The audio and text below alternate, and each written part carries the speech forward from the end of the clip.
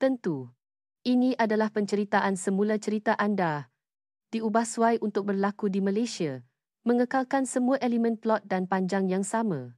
Harley dan pengalaman kereta api laju yang mengubah segala-galanya. Harley, seorang ahli perniagaan British, berasa kecewa dengan kereta api berkelajuan tinggi. Hajas R. Malaysia. Dia baru-baru ini menaiki kereta api laju Korea Selatan yang mencapai kelajuan tertinggi melebihi 300 km. Rasa kelajuan yang dirasakan oleh badannya adalah mengejutkan. Pemandangan di luar tingkap sekejap mata kabur. Itu adalah pengalaman yang akan membuat sesiapa sahaja berfikir, ini barulah pengalaman kereta api laju. Ketika itu, Harley berfikir dalam hati. Kereta api laju Korea Selatan, sejujurnya, sangat mengagumkan. Oleh itu, apabila dia tiba di Malaysia, dia sudah mempunyai jawapan yang ditetapkan dalam fikirannya. HSR Malaysia sepatutnya tidaklah teruk, tetapi pada akhirnya, ia mungkin lebih kurang sama. Malah, jauh di sudut hatinya, dia berfikir, dari segi rasa kelajuan, Korea mungkin lebih hebat. Pukulan yang dirasakan oleh badan adalah kelajuan yang sebenar bukan. Dengan fikiran ini, dia menaiki HSR Malaysia. Walau bagaimanapun, selepas berlepas, tiada apa-apa yang berlaku. Tiada gegaran, tiada bunyi, malah tiada rasa kelajuan. Harley mula berasa gelisah. Ini pelik sangat, bukan? Apa jenis kereta api laju ini? Di Korea, saya dapat merasakan kelajuan dengan kuat melalui badan saya. Tetapi di Malaysia, rasanya seperti tidak bergerak. HSR Korea Selatan jauh lebih baik. Saat dia berfikir begitu, dan secara tidak sengaja memandang keluar tingkap, persepsinya terbalik dalam keheningan. Apa yang sebenarnya berlaku pada HSR Malaysia? Selepas ini, nilai-nilai beliau akan berubah sepenuhnya. Sebelum cerita utama bermula, sila pastikan untuk menekan butang langgan, suka dan terima kasih super untuk menyokong kami. Dengan cara ini, sistem akan secara automatik mengesyorkan video yang sesuai untuk anda pada masa hadapan.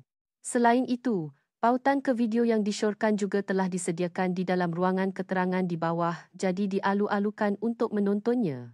Harley sudah lama terbiasa dengan perjalanan. Dia telah bekerja dalam bidang jualan di UK selama lebih sedekat, berulang-alik antara kapal terbang, kereta api, dan kereta, dan sentiasa mengejar masa di seluruh dunia. Bagi beliau, perjalanan hanyalah satu cara untuk sampai ke destinasi. Kebolehannya untuk menepati masa lebih penting daripada keselesaan. Pada hari itu, Harley, isterinya Emma, dan rakan sekerja seniornya, Daniel, berada di Korea Selatan. Mereka merancang untuk menaiki kereta api laju dari Seoul ke Busan. Saya dengar kelajuan tertinggi melebihi 300 km. Oh, kata Daniel. Harley hanya mengangguk sedikit. Di Eropah, terdapat banyak kereta api dengan kelajuan yang serupa. Walaupun laju, ia bising dan bergoyang. Sama sekali bukan tempat untuk bekerja. Dalam fikiran Harley, kereta api laju adalah entiti sebegitu. Sebaik sahaja dia duduk, telefon Harley bergetar. Ia adalah panggilan dari syarikat. Saya akan kembali segera, katanya. Meninggalkan tempat duduknya. Sebaik sahaja dia melangkah ke lorong, kereta api bergerak dengan senyap. Panggilan telefon itu daripada pengurus jabatan. Dan seperti yang dijangka, perbualan itu berlangsung lama. Pihak sana meminta penjelasan semula dokumen yang telah dihantar. Harley menahan keluhan dan meneruskan penjelasannya. Panggilan telefon seperti ini adalah perkara biasa semasa perjalanan perniagaan yang panjang. Sebaik sahaja perbualan tamat dan dia kembali ke tempat duduk, bunyi bising yang menusuk telinga memenuhi gerabak. Getaran halus dari lantai menggoyangkan badannya tanpa henti. Setiap kali kereta api memasuki terowong, rasa sakit yang tajam terasa jauh di dalam kepalanya, menyebabkan dia mengerutkan dahi. Ini sangat tidak selesa, kata Daniel. Suaranya dan perbualan di tempat duduk sebelah tidak kedengaran dengan jelas. Di hujung lorong, seseorang menumpahkan minuman dan kelihatan cemas. Seseorang sedang bercakap sesuatu dengan kuat, tetapi kandungannya tidak dapat didengar. Emma memegang lengan Harley erat-erat tanpa berkata apa-apa. Kebimbangan yang jelas dapat dirasakan dari hujung jarinya. Harley tidak berkata apa-apa kerana dia sendiri turut berasa tegang. Akhirnya dia tidak dapat melakukan kerja dengan baik sehingga tiba di destinasi. Hanya untuk membuka dokumen pun terasa menakutkan. Dan hanya dengan merenung skrin komputer pun sudah menggunakan semua tenaganya. Apabila mereka tiba di Busan, ketiga-tiga mereka segera masuk ke dalam teksi. Kerja pengesahan terakhir hanya boleh dilakukan di dalam kereta. Walaupun rundingan itu sendiri boleh dikatakan berjaya, Harley hanya merasakan keletihan dan kegelisahan. Kereta api laju Asia memang begini, fikir Harley. Walaupun dalam perjalanan pulang ke hotel, laju, tetapi membuatkan seseorang tidak tenang. Itu bukan tempat yang sesuai untuk bekerja. Malam itu, Emma tidak banyak bercakap, hanya berkata dengan suara yang sangat perlahan. Adakah perjalanan seterusnya akan terasa seperti ini juga? Harley tidak dapat menjawab. Keesokan paginya, ketiga-tiga mereka menaiki kapal terbang ke Malaysia. Melihat lapisan awan di luar tingkap, Harley teringat perjalanan malam tadi. Badannya sudah berehat, tetapi rasa letih itu tidak hilang. Goncangan dan bunyi bising itu seolah-olah masih melekat di sudut fikirannya. Kerja di Kuala Lumpur berjalan lancar. Mesyuarat berjalan mengikut perancangan dan maklum balas daripada pihak sana juga baik. Harley berasa sedikit lega. Seterusnya adalah mesyuarat penting di Johor Bahru. Selepas itu selesai, perjalanan perniagaan ini akan dianggap berjaya. Masalahnya terletak pada perjalanan. Dalam perjalanan ke KL Sentral, telefon bimbit Harley bergetar sekali lagi. Melihat nama yang tertera pada skrin, perasaan tidak senang tiba-tiba muncul di hatinya. Ia dari syarikat. Emma tidak berkata apa-apa, hanya memandang wajah Harley. Daniel juga nampaknya menyedari sesuatu dan memperlahankan langkahnya sedikit. Harley menjawab panggilan itu. Pihak di hujung sana, seperti yang dijangka, adalah pengurus jabatan. Suaranya kedengaran agak kasar, menyampaikan keadaan terdesak. Dokumen yang dihantar minggu lepas tidak dijumpai. Hantarkannya semula dengan segera. Harley menutup matanya.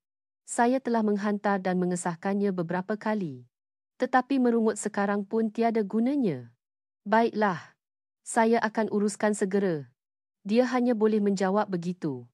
Selepas menamatkan panggilan, Harley mengeluh dalam-dalam. Saya hanya boleh membuat dokumen baharu semasa dalam perjalanan ke Johor Bahru. Awak okey?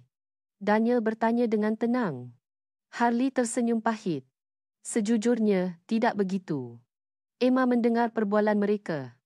Menggenggam pemegang beg tangannya dengan erat. Kenangan malam tadi kembali menghantuinya. Gerabak yang bergoyang, bunyi bising yang kuat, sakit telinga dan perasaannya yang tidak berdaya dan gelisah. Adakah ia akan menjadi seperti itu lagi? Emma tidak dapat menahan diri daripada berbisik perlahan.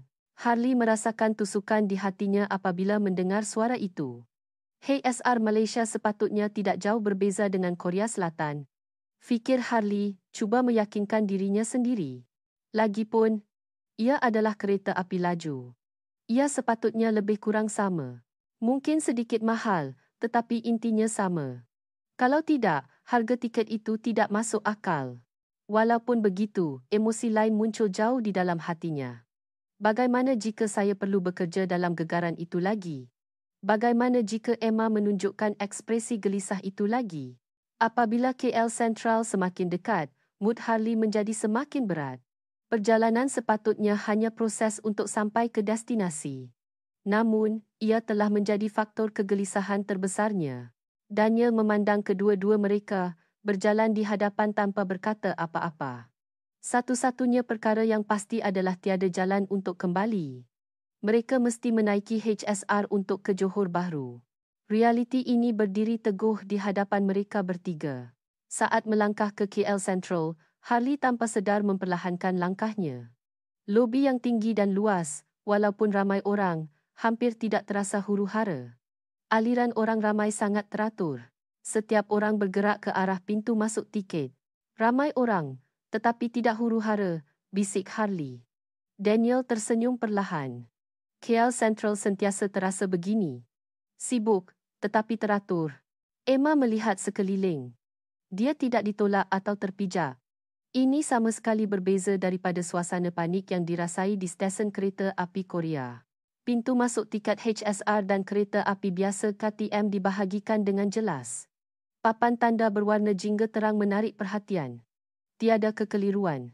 Malah sistemnya berasingan sepenuhnya, kata Harley, berasa sedikit jengkel. Emma melihat ke arahnya dan tiba-tiba berkata, tetapi dengan cara ini, tidak mudah tersalah platform bukan? Kata-kata ini membuat Harley terdiam.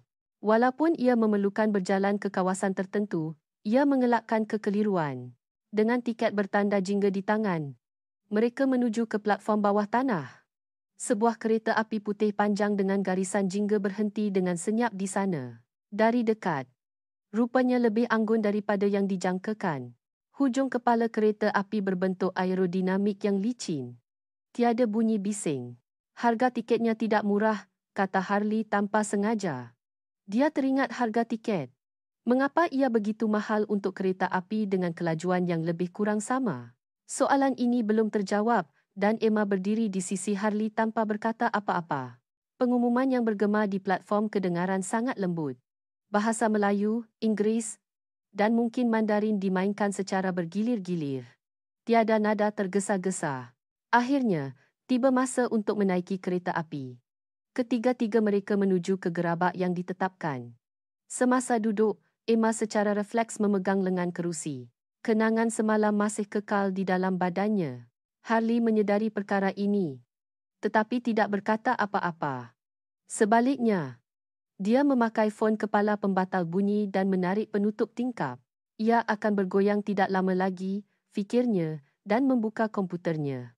Dia perlu menyelesaikan dokumen untuk pengurus jabatan di sini. Daniel juga membuka komputernya di tempat duduk lorong dan mula bekerja dengan senyap. Emma, di antara mereka berdua, menarik nafas dalam-dalam dan menutup matanya. Muzik berlepas sepatutnya sudah dimainkan, tetapi Harley tidak mendengarnya. Dunia di hujung fon kepala diasingkan.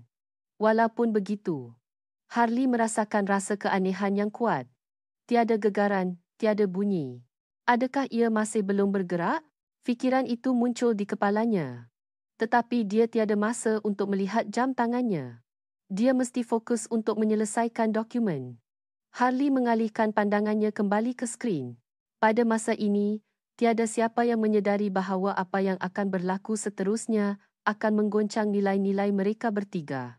Harley menumpukan perhatian pada skrin, menyemak nombor dan menggantikan data lama dengan yang baharu. Biasanya, gegaran kereta api akan menyebabkan kursor menyimpang, menjadikannya kerja yang perlu diulang beberapa kali. Namun, hari itu berbeza. Kursor Tetikus berhenti dengan stabil di tempat yang dia mahukan. Ia terasa seperti bekerja di atas meja yang kukuh, sedangkan biasanya sentuhan kecil pun akan menyebabkan nombor berubah. Sungguh pelik. Harley mengerutkan dahi. Tetapi kerja tidak menunggu. Dia mengabaikan rasa keanehan itu dan meneruskan pekerjaannya. Pada masa ini, suara perlahan datang dari sisinya. Ia adalah bunyi Emma mengambil cawan kertas. Emma teringat kejadian semalam. Dia hanya mengisi sedikit minuman, tetapi dia masih berasa kering. Dia perlahan-lahan meneguk air dengan rasa takut. Harley melihat sekilas dan tidak dapat menahan diri daripada mengalihkan pandangannya kembali. Permukaan air tidak bergoyang. Jika kereta api tidak bergerak, itu sudah tentu. Tetapi jika ia bergerak, itu adalah pemandangan yang mustahil. Emma minum seteguk, mengelip matanya kerana terkejut, dan kemudian minum lagi. Air itu masih tidak tumpah. Tak apa-apa, fikir Emma, dan bahunya sedikit mengendur. Rasa keanehan kedua timbul dalam hati Harley. Seterusnya, dia menyedari sesuatu yang lebih pelik. Bunyi di sekeliling. Tiada siapa yang meninggikan suara. Dua penumpang di seberang lorong sedang berbual pada kelantangan biasa. Orang yang meninggalkan tempat duduk mereka juga berjalan dengan lancar tanpa perlu menstabilkan badan mereka. Tiada ketidakstabilan yang biasa pada kereta api. Adakah ia benar-benar belum bergerak? Dia akhirnya melihat jam tangannya. Seketika kemudian jantungnya berdebar. Sudah lama berlalu dari waktu berlepas. Hei, dia memanggil tanpa sedar. Walaupun dia menanggalkan fon kepala, tiada bunyi yang menusuk telinga. Daniel, adakah ini kelewatan? Suara Harley dicampur dengan kegelisahan. Walaupun kerja itu telah selesai, ini mungkin menjejaskan jadual seterusnya. Daniel, tanpa mengalihkan pandangan dari skrin, menjawab dengan tenang, kelewatan. Mustahil. Saya tidak rasa ia bergerak sama sekali. Harley tidak dapat menahan diri. Ia sepatutnya kereta api laju, tetapi ia senyap seolah-olah ia berhenti. Emma melihat situasi itu, bahunya sedikit terangkat. Pemandangan semalam kembali dalam fikirannya. Suara Harley menjadi kuat. Udara menjadi tegang. Kita akan lambat. Apa gunanya harga tiket yang mahal itu? Apabila dia mendengar kata-kata ini, kegelisahan Emma kembali. Suami saya gelisah lagi. Adakah perjalanan akan menjadi masa yang membebankan lagi? Daniel akhirnya mendongak dan kemudian berkata dengan tenang, Harley, lihat tingkap di sebelah sana. Suara itu sangat tenang sehingga mengejutkan. Tingkap sebelah sana? Harley mengerutkan dahi. Dia benar-benar berasa jengkel. Tetapi Daniel tenang secara misteri. Sikap ini membuatnya lebih marah. Saya tiada masa untuk itu sekarang. Suara Harley lebih kuat daripada yang dia jangkakan. Emma terkejut dengan suara itu. Sudah lama berlalu dari waktu berlepas. Bagaimana kelajuan seperti ini? Kata-kata Harley terhenti di tengah jalan. Dia sendiri tahu bahawa emosinya mendahului, tetapi dia tidak dapat berhenti. Pengalaman di Korea semalam, goncangan dan bunyi bising, masa yang dihabiskan tanpa dapat bekerja, semua bertindih. Sesuatu yang terpendam jauh di dalam hatinya meletus. Saya fikir ia sama lagi, kata Harley, separuh bercakap kepada dirinya sendiri. Sebaik sahaja Emma mendengar kata-kata itu, jantungnya berdebar. Sama lagi. Setiap kali perjalanan bermula, ekspresi suaminya akan berubah. Seorang yang tenang menjadi gelisah, cemas, dan meninggikan suara. Ketakutan yang dirasakan di dalam kereta api semalam kembali dari kedalaman badannya. Harley, Emma memanggil perlahan, tetapi tidak sampai kepadanya. Bayar mahal untuk tiket, tetapi begini keadaannya. Bukankah pelik? Pandangan Harley diarahkan kepada Daniel. Tetapi sebenarnya dia hanya mahu mencari sasaran untuk melepaskan kemarahan. Daniel merenung Harley sebegitu. Kemudian, tanpa mengeluh atau meninggikan suara, dia berkata sekali lagi, dengar cakap saya, lihat ke sini. Tangannya menunjuk ke tingkap di seberang lorong. Harley, dengan rasa jengkel, perlahan-lahan memusingkan kepalanya. Sejujurnya, dia tidak menaruh harapan. Saya mungkin hanya akan melihat dinding platform bawah tanah. Begitulah fikirannya. Namun, pemandangan yang menyambut mata Harley seketika itu sama sekali berbeza daripada yang dia sangka. Pemandangan di luar tingkap meluncur dengan kelajuan yang sukar dipercayai. Bangunan, ladang, dan tiang jejambat di semenanjung Malaysia bergegas ke belakang begitu pantas sehingga mustahil untuk dikenal pasti satu persatu. Jauh dari berhenti, ia jelas bergerak pada kelajuan penuh. Suara Harley tersekat di kerongkongnya. Otaknya enggan memprosesnya. Ia sangat senyap. Ia sangat stabil. Namun, di luar tingkap, ia bergerak dengan kelajuan tinggi. Harley tidak dapat menahan diri daripada menarik penutup tingkapnya sendiri. Hijau yang subur dan pemandangan bandar serta-merta menyerbu masuk ke matanya. Ya, ia bergerak. Dan pada kelajuan yang menakjubkan. Tak mungkin, kan? Kata-kata ini tidak datang dari kemarahan, tetapi kekeliruan mutlak. Emma juga menyedari perubahan dalam diri Harley dan melihat keluar tingkap. Kemudian, dia menarik nafas. Hebatnya, tiada ketakutan dalam suara itu, sebaliknya kejutan murni. Daniel melihat reaksi kedua-dua mereka. Akhirnya tersenyum sedikit. Lihat, ia tidak lewat sama sekali. Harley tidak dapat berkata apa-apa. Dia merasakan kemarahan yang dirasakannya sebentar tadi kini bergegas keluar. Jadi, bukan kereta api yang tidak bergerak, tetapi deria saya yang tidak bergerak. Harley kehilangan kata-katanya buat seketika. Pemandangan di luar tingkap meluncur seperti anak panah yang ditembak. Tidak syak lagi ia bergerak pada kelajuan tinggi. Namun, kaki, belakang, telinga tiada satu pun bahagian badannya memberitahunya bahawa dia sedang berlari. Dia boleh memahaminya secara logik, tetapi badannya tidak dapat menerimanya. Perasaan ini adalah yang pertama bagi Harley. Ia benar-benar bergerak, suara yang akhirnya keluar sudah kehilangan kekasaran yang tadi. Daniel mengangguk dan kembali ke tempat duduknya dengan sikap biasa. Kita akan tiba di perhentian pertama tidak lama lagi. Mendengar kata-kata itu, badan Emma sedikit kaku.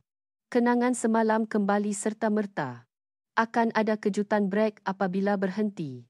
Badan akan tersentak ke hadapan. Perasaan yang memerlukan dia mengetap gigi. Emma tanpa sedar memegang lengan kerusi lagi. Harley menyedari perkara itu dan merasakan tusukan.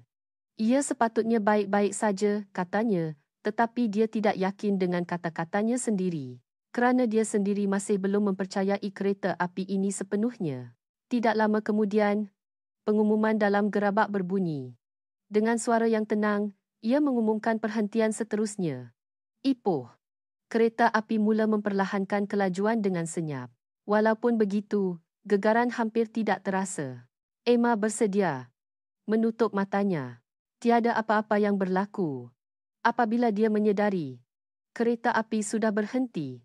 Tiada kejutan. Tiada bunyi. Emma perlahan-lahan membuka matanya. Di luar tingkap, pemandangan platform stesen Ipoh. Orang ramai beratur dengan tenang. Sudah sampai. Suaranya bercampur dengan kehairanan. Harley melihat cawan kertas di pemegang cawan. Kopi yang ada di sana sebentar tadi tidak tumpah sedikit pun. Permukaan air tenang seperti cermin. Sukar dipercayai. Bisik Harley. Emma perlahan-lahan menghela nafas. Bahunya mengendur. Dia bersandar semula di kerusi tanpa ketegangan. Saya tidak takut. Saat dia mendengar kata-kata ini, hati Harley berasa lapang. Sesuatu yang tegang sepanjang perjalanan akhirnya terlerai. Apabila kereta api bergerak semula, Emma tidak lagi berjaga-jaga. Dia melihat keluar tingkap. Tidak lama kemudian, dia mengeluarkan sebuah buku dari bagnya. Jari yang membelit buku itu sangat stabil. Melihat sisi wajahnya, Harley berfikir dalam hati. Perjalanan boleh menekan seseorang, tetapi ia juga boleh membuat seseorang berehat seperti ini. Daniel menghirup kopinya, berkata dengan nada santai. Kerja sudah siap, kan? Sudah selesai. Harley akhirnya menyedari bahawa dia benar-benar tenang. Kegelisahan dan kemarahan itu kini tiada lagi. Kereta api terus berjalan dengan senyap. Kelajuan tingginya tidak dipamerkan dengan bunyi bising. Ia hanya bergerak ke hadapan dengan pasti.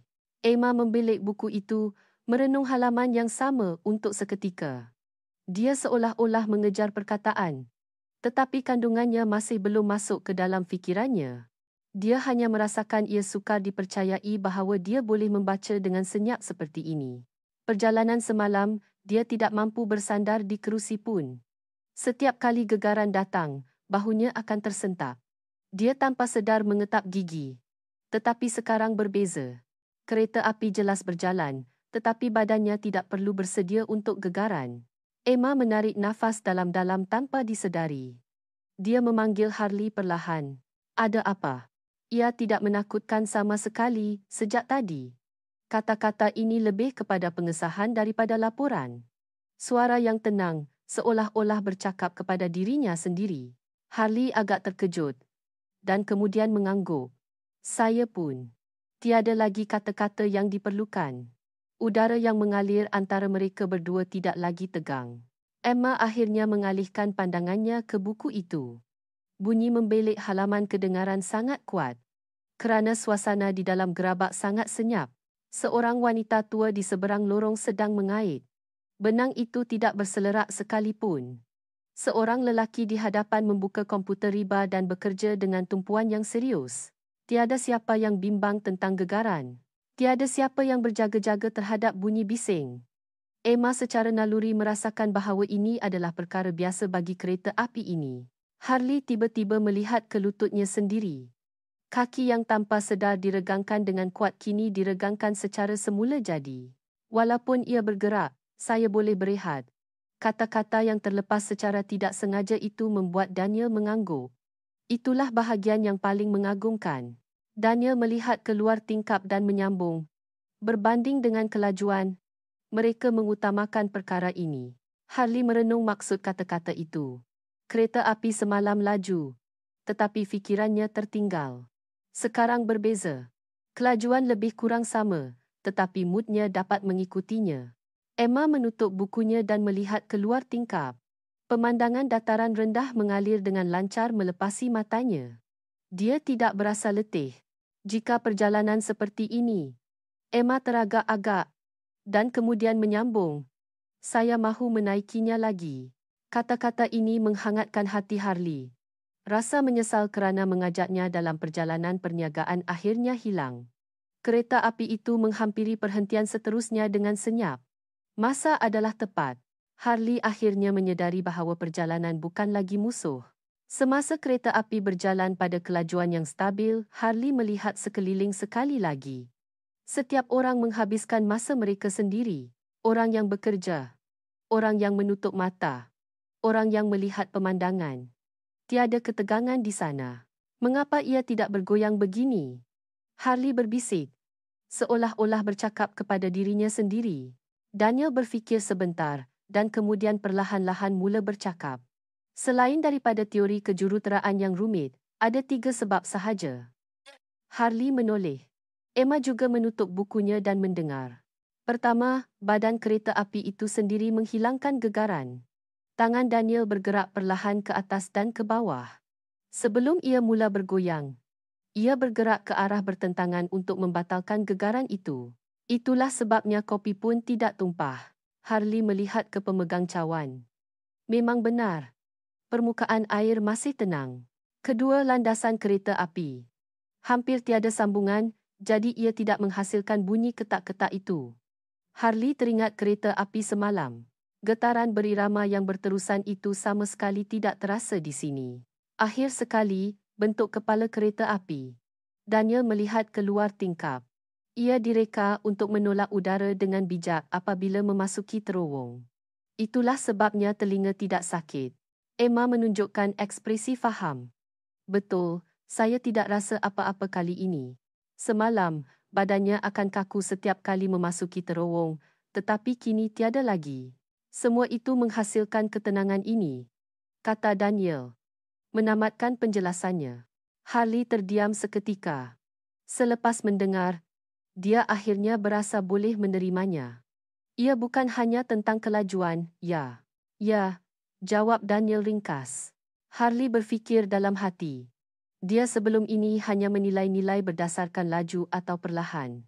Tetapi adakah perkara yang benar-benar penting bukan bagaimana seseorang menghabiskan masa itu?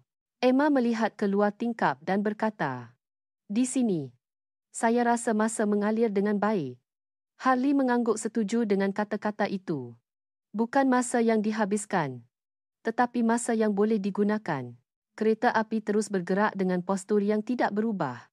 Dalam hati Harley, HSR Malaysia bukan lagi sekadar cara pengangkutan. Apabila Johor Bahru semakin dekat, suasana di dalam gerabak berubah sedikit demi sedikit. Walaupun begitu, tiada kepanikan. Dia melihat jam tangannya. Tepat pada masanya. Tiada kelewatan, tiada kegelisahan. Harley membuka komputernya sekali lagi untuk menyemak dokumen. Nombor yang diperbetulkan, kelancaran ayat, susunan graf. Setiap item boleh disemak dengan tenang. Dia tidak perlu berfikir seperti semalam, cepat buat sebelum ia bergoyang. Mari semak sekali lagi di sini, kata Harley.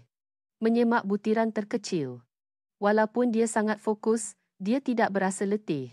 Perasaan yang luar biasa. Daniel juga menyemak dokumen di sebelahnya. Kedua-dua mereka berkomunikasi secara ringkas dengan suara yang perlahan. Tidak perlu bercakap dengan kuat dan perbualan juga menjadi teratur secara semula jadi. Emma melihat keluar tingkap. Pemandangan berhampiran muar perlahan-lahan mengalir ke belakang. Ia laju. Tetapi saya boleh melihatnya dengan jelas, katanya. Harley mengangguk pada kata-kata itu. Pemandangan tidak hanya hilang, tetapi mengalir pada kelajuan yang mata boleh ikuti. Fikiran tidak ditinggalkan. Tidak lama kemudian, mereka tiba di stesen Gemas. Pengumuman untuk Johor Bahru berbunyi. Emma tidak berjaga-jaga. Harley juga tidak tegang lagi. Kereta api berhenti tanpa disedari. Sudah sampai, kata Daniel, melihat jam tangannya. Tepat pada minitnya. Harley berdiri. Meregangkan badannya sedikit. Berbeza sama sekali dengan semalam. Langkahnya ringan. Fikirannya jernih.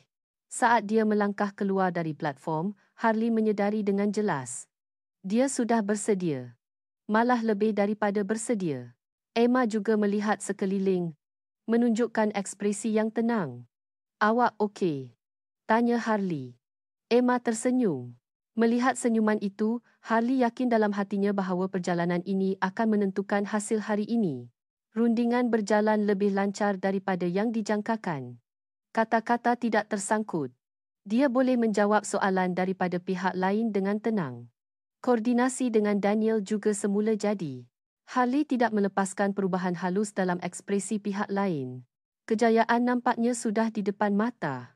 Beberapa jam kemudian, mesyuarat berakhir. Hasilnya adalah kejayaan. Kami berjaya, kata Daniel dalam perjalanan pulang. Harley mengangguk kuat. Ya, sejujurnya, saya rasa ia berkat perjalanan tadi. Emma juga mengangguk perlahan di sebelahnya. Mereka tidak menghabiskan tenaga fizikal dan mental semasa perjalanan. Hati mereka mempunyai ruang. Ini secara langsung tercermin dalam kata-kata dan pertimbangan mereka. Harley berfikir, kualiti perjalanan mengubah kualiti kerja. Ini bukan teori yang difahami oleh otak, tetapi fakta yang difahami oleh badan. Beberapa hari selepas kembali ke UK, Harley berada di bilik mesyuarat di pejabat. Ia adalah untuk laporan perjalanan perniagaan. Bagaimana perjalanan perniagaan Asia kali ini? Seorang rakan sekerja bertanya dengan santai. Harley meletakkan dokumen di atas meja dan menjawab. Rundingan di kedua-dua belah pihak berjalan lancar.